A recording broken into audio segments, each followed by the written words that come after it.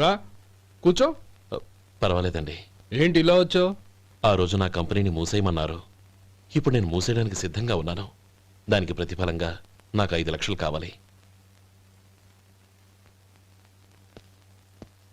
అలాగే, నీకు కావాల్సిన 5 లక్షలు నేను ఇస్తాను. చాలా థ్యాంక్స్ అండి. కానీ మీరు మీ కంపెనీని మూసేయక్కర్లేదు. సార్. అవును మిస్టర్ మధు, మీ అన్నగారికి జరిగిన అన్యాయం గురించి తెలుసుకున్నాను. మీ కుటుంబం గురించి కూడా విన్నాను. సహజంగా అందరూ ఐకమత్యానికి ఉదాహరణ రామలక్ష్మణులు అంటారు. కానీ ఆ రామలక్ష్మణులు ఎలా ఉంటారనేది పుస్తకాల్లో చదవడం తప్ప ఎవ్వరూ చూడలేదు. మీ అన్నదమ్ములను చూస్తే ఆ రామలక్ష్మణులు ఇలాగే ఉండేవారేమో అనిపిస్తుంది. అలాంటి కుటుంబానికి ఇలాంటి ఇబ్బంది రావడం నిజంగా దురదృష్టం. రామునికి హనుమంతుల్లా కాకపోయినా ఏదో ఉడతాభక్తిగా నా వల్ల వీలైన సహాయం ఈ 5 లక్షలు తీసుకో.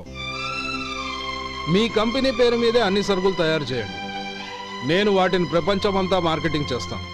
సార్, మీ రుణం ఉంచుకోను, తొందరలోనే తీర్చేస్తాను. స్నేహితుల మధ్య రుణాలేంటి Madhu? We are friends.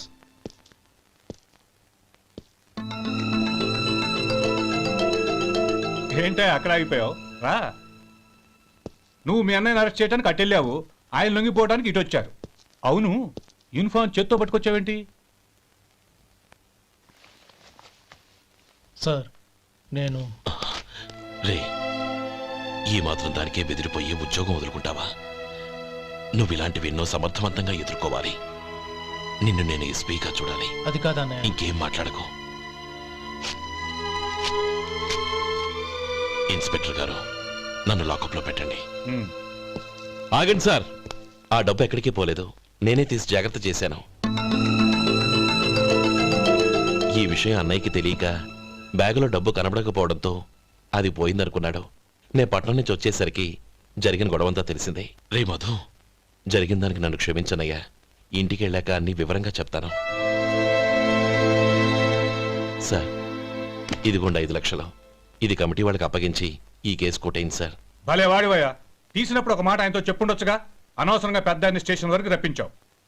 Sorry sir. అన్నయ్య, మీరింటికి వెళ్ళండి, నేను లెక్క అప్ప చెప్పేసి వస్తానండి. అలాగే. ఎలా దెబ్బ కొట్టాలన్నా కుదరటం లేదు. అయినా వీళ్ళకు ఉన్న పళ్ళంగా 5 లక్షలు ఎలా వచ్చాయి? అదే బావా, నాకు అర్థం కావటం లేదు.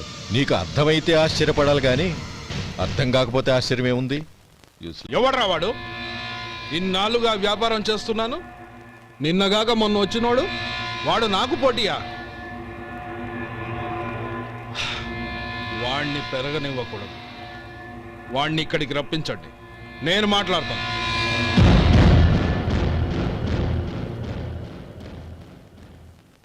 నమస్కారం అండి. రమ్మన్నారంట?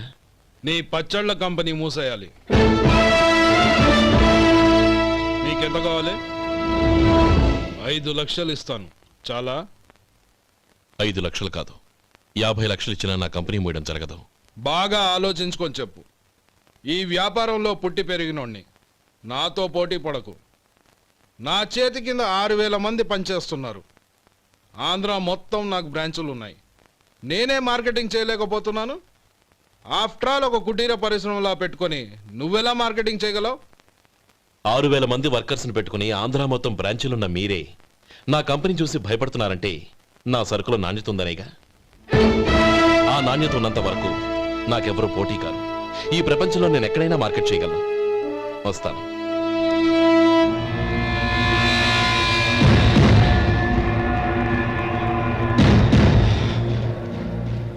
ఇక్కడ ఏం లేదండి. ఇక్కడ ఏం లేదండి. ఇప్పుడు ఊపిరి పీల్చి బిగ్బట్టు, నెమ్మదిగా వదిలి. ఓకే, లే, నెమ్మదిగా ఇలా వచ్చి కూర్చో. ఏం లేదు, మామూలు కడుపు నొప్పే. ఈ టాబ్లెట్స్ 3 రోజులు వాడు. ఎలా వాడాలో ఇందులో రాశాను. Token number 29. టౌన్ డాక్టర్ భయపెట్టేశాడు, ఆపరేషన్ అది ఇదని. కానీ ఈ డాక్టర్ బాబు ఏమీ లేదని చెప్పాడు. ఈ బాబు 10 కాలాల పాటు చల్లగా ఉండాల.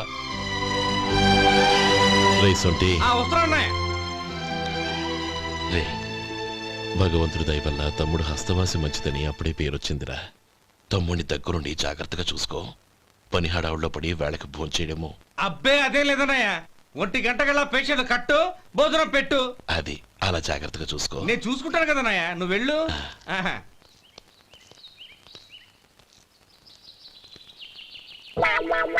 అయ్యో, ఏంటయ్యా ఉంటున్నాడా ఈ దెబ్బలు?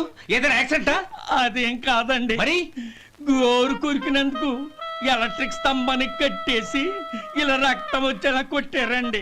ఊరు కొరికినందుకు ఎలక్ట్రిక్ స్తంభాన్ని కట్టేసి ఇంతలా కొడతారా? వాళ్ళు అసలు మనుషులా రాక్షసులా? చాలా థ్యాంక్స్ అండి, కనీసం మీరైనా అర్థం చేసుకున్నారు. వాళ్ళు అర్థం చేసుకోలేదండి.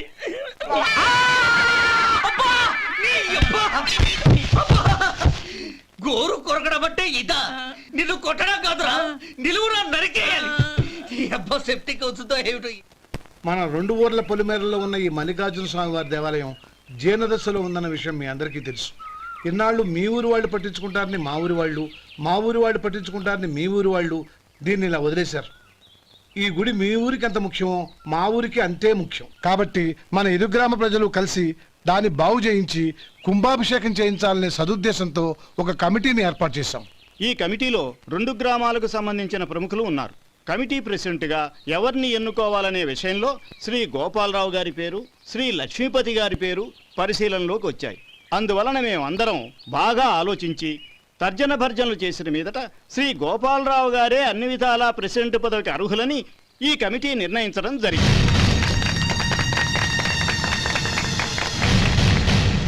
అంచేత ఈ ఉభయ గ్రామ ప్రజలు శ్రీ గోపాలరావు గారికి ఉదారంగా విరాళాలు అందజేసి ఈ శుభకార్యాన్ని జయప్రదం చేయవలసిందిగా కోరుతున్నాం. ఏంటి ఇంకా రాలేదా? ఏంటయ్యా, టైం 10 అవుతోంది, బోర్డు మీద 10 గంటలను రాసింది. మీ డాక్టర్ ఇంకా రాలేదు. అసలు మీ డాక్టర్ కి టైం సెన్స్, పంక్చువాలిటీ ఏమైనా ఉన్నాయా? ఇంతకీ మీరెవరండి? నేను డాక్టర్ అమ్మని. ఓహో, మీరు డాక్టరేనా? డాక్టర్ అంటే డాక్టర్ని కాదయ్యా, డాక్టర్ని చేసుకోబోయేదానని అర్థం. ఓహో, అవును, నువ్వెవరు? నేను ఇక్కడ టోకన్ ఇస్తూ ఉంటానులేండి. తప్పుకో, తప్పుకోవయ్యా. అవును, మీ డాక్టర్ కి ఎవరో అన్నయ్య ఉన్నాడంట కదా, ఎలాంటోడు? ఎలాంటోడంటే అదేనయ్యా, చాలా కోపిస్తని విన్నాను. ఎందుకని అడుగుతున్నారు? ఎందుకంటావేంటయ్యా? ఆ అన్నయ్య మాట వినగానే మీ డాక్టర్ గడగడా ఉణిగిపోతాడు. అసలు డాక్టర్ చదివే తమ్ముణ్ణి అలా భయపెట్టచ్చా? తప్పు కదా? తప్పేనండి. కాని కాని నాకు మీ డాక్టర్కి పెళ్ళవని ఆ అన్నయ్య సంగతి అప్పుడు చెప్తాను. ఏం చేస్తానండి? ఏం చేస్తానా, సంవత్సరం తిరగకుండానే కవల పిల్లల్ని కని వాళ్ళ అన్నయ్య చేతిలో పెడతాను. వాళ్ళకి 5 సంవత్సరాలు వచ్చేసరికి ఆయన్ని బాగా మొట్టికెళ్ళేస్తారు. అలా నా కసి తీర్చుకుంటాను. ఈ డాక్టర్ ఎప్పుడు వస్తాడో ఏంటో. అది సర్లే కాని నువ్వు పని చేయి. మీ డాక్టర్ రాగానే నేను వచ్చి వెళ్ళానని చెప్పు.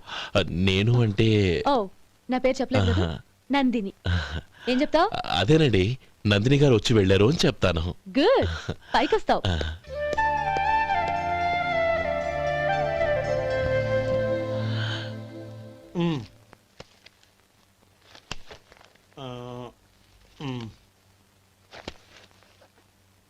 దీంతో మొత్తం 4,98,200 అయ్యాయి. పోతే నువ్వు ఇచ్చినంత ఇవ్వలేకపోయినా ఈ దైవకార్యానికి నా వంతు చందా 1800. దీంతో మొత్తం 5 లక్షలు పూర్తయ్యాయి. సరేరా, నేను ఈ డబ్బు తీసుకుని పట్నం వెళ్ళి బ్యాంక్ లో వేసొస్తాను. అలాగే, నేను నీతో వద్దాం అనుకున్నాను రా, అనుకోకుండా సాయంత్రం ఇన్స్పెక్షన్ వచ్చింది. పర్వాలేదులే, వెళ్ళొస్తాను.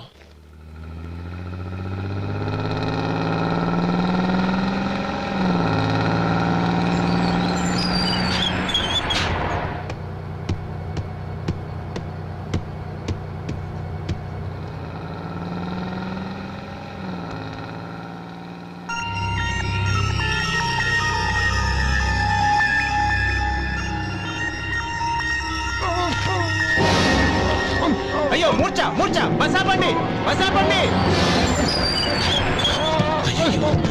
ఇదిగోండి తాళం చేతులు గుర్తి, ఈ తాళాలు చేతిలో పెట్టండి. వీటి వల్ల ప్రయోజనం లేదు. 4 ఖర్చుకోకుండా పళ్ళ మధ్య పెట్టడానికి గట్టిగా అది నోటే ఇవ్వండి. ఇదిగో ఇది చూడండి.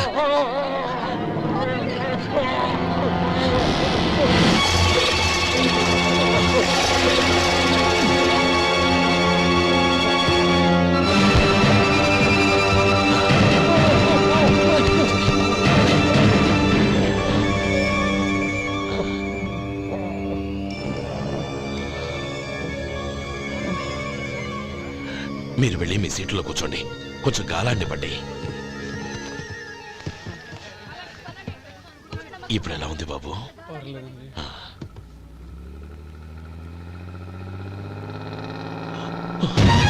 అయ్యో, నా బ్యాగ్ ఎవరైనా చూసారా? అందులో 5 లక్షలు ఉన్నాయి. నా బ్యాగ్ వెంటనే బస్ ఆపండి. ఎవరిని కింద దిగవద్దు. అందరినీ చెక్ చేయండి. నా అంచనా తప్పు కాలేదు. వాడి మంచితనమే వాడిని దెబ్బకొట్టింది. మన వాళ్ళని పంపించి గుడి తాలూకు డబ్బు కొట్టేశాడని పోలీస్ కంప్లైంట్ ఇవ్వండి. ఇప్పుడు ఆ స్టేషన్లో ఎస్ఐ వాడి తమ్ముడే. వాడే వెళ్ళి వాడి అన్నయ్యని అరెస్ట్ చేసి వీధుల్లో నడిపించుకు తీసుకురావాలి. అది నేను కళ్ళారా చూడాలి, మనసారా సంతోషించాలి. అయ్యా గోపాలం గారు, గోపాలం గారు, మీరు దేవస్థానం సొమ్ము దొంగిలించారని ఎవరో పోలీస్ కంప్లైంట్ ఇచ్చారంట. మిమ్మల్ని అరెస్ట్ చేయడానికి మీ తమ్ముడు గారు వస్తున్నారు.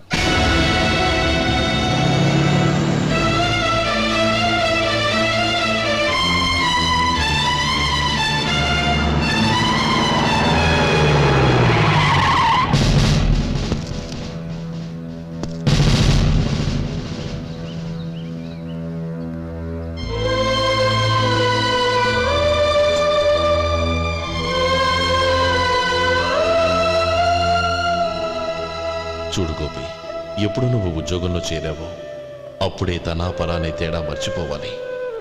నేరం చేసిన వాడు నీ తమ్ముడైనా అన్నైనా సరే శిక్షించాల్సిన బాధ్యత నీది. అదే నువ్వు నీ ఉద్యోగానికి ఇచ్చే గౌరవం.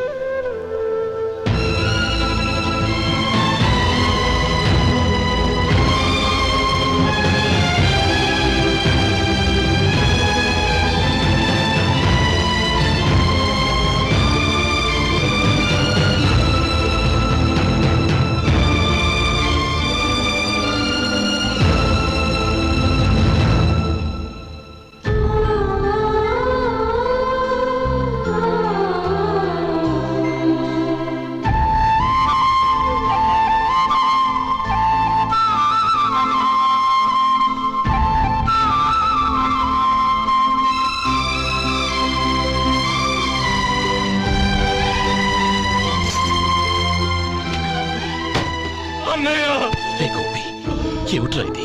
నన్ను క్షమించన్నయ్య. నేను కోరి ఉద్యోగుల చేరిన మాట నిజమే, కానీ ఇలాంటి పరిస్థితి ఎదురవుతుంది అనుకోలేదు. నా ఒంట్లో ప్రతి రక్త పట్టు నీ భిక్షానన్నయ్య. నిన్ను అవమానపరిచి ఉద్యోగం నిలబెట్టుకునే బదులు నా ప్రాణాలను వదులుకుంటారు, కానీ ఈ పని మాత్రం నేను చేయలేనన్నయ్య.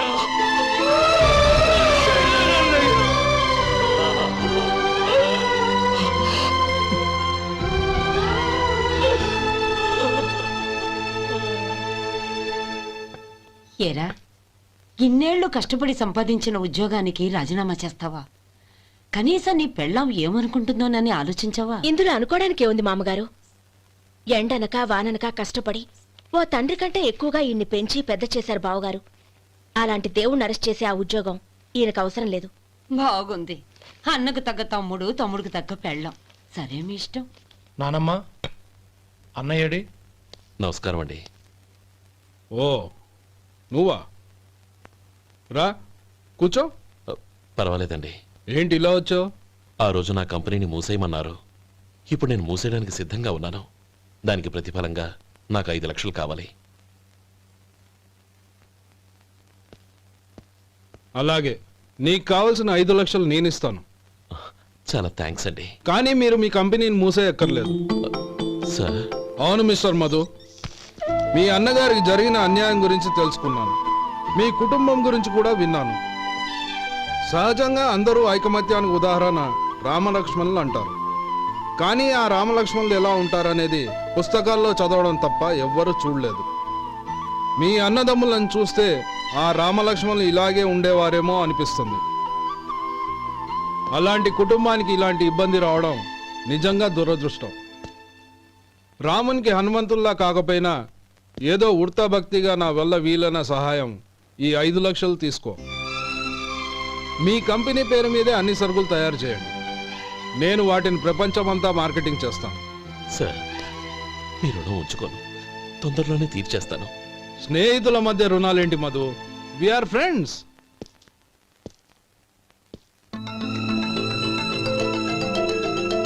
ఏంటే అక్కడ ఆగిపోయావు రా. నువ్వు మీ అన్నయ్యని అరెస్ట్ చేయడానికి అట్టెళ్ళావు, ఆయన లొంగిపోవడానికి ఇటు వచ్చారు. అవును, యూనిఫామ్ చేత్తో పట్టుకొచ్చావేంటి? సార్ నేను రే, ఈ మాత్రం దానికే బెదిరిపోయి ఉద్యోగం వదులుకుంటావా? నువ్వు ఇలాంటివి ఎన్నో సమర్థవంతంగా ఎదుర్కోవాలి. నిన్ను నేను ఎస్పీగా చూడాలి. అది కాదన్నయ్య. ఇంకేం మాట్లాడకు. ఇన్స్పెక్టర్ గారు, నన్ను లాకప్లో పెట్టండి. ఆగండి సార్, ఆ డబ్బు ఎక్కడికి పోలేదు, నేనే తీసి జాగ్రత్త చేశాను. ఈ విషయం అన్నయ్యకి తెలియక బ్యాగులో డబ్బు కనబడకపోవడంతో అది పోయిందనుకున్నాడు. నే పట్నం నుంచి వచ్చేసరికి జరిగిన గొడవంతా తెలిసిందే. రే మధు, జరిగిన దానికి నన్ను క్షమించనయ్యా. ఇంటికి వెళ్ళాక అన్ని వివరంగా చెప్తాను. సార్, ఇదిగోండి 5 లక్షలు. ఇది కమిటీ వాళ్ళకి అప్పగించి ఈ కేసు కొట్టేయండి సార్. భలే వాడివయ్యా, తీసినప్పుడు ఒక మాట ఆయనతో చెప్పుండొచ్చుగా. అనవసరంగా పెద్ద ఆయన స్టేషన్ వరకు రప్పించావు. Sorry sir. అన్నయ్య, మీరింటికి వెళ్ళండి, నేను లెక్క అప్ప చెప్పేసి వస్తానండి. అలాగే. ఎలా దెబ్బ కొట్టాలన్నా కుదరటం లేదు. అయినా వీళ్ళకు ఉన్న పళ్ళంగా 5 లక్షలు ఎలా వచ్చాయి? అదే బావా, నాకు అర్థం కావటం లేదు. నీకు అర్థమైతే ఆశ్చర్యపడాలి కానీ అర్థం కాకపోతే ఆశ్చర్యమేముంది?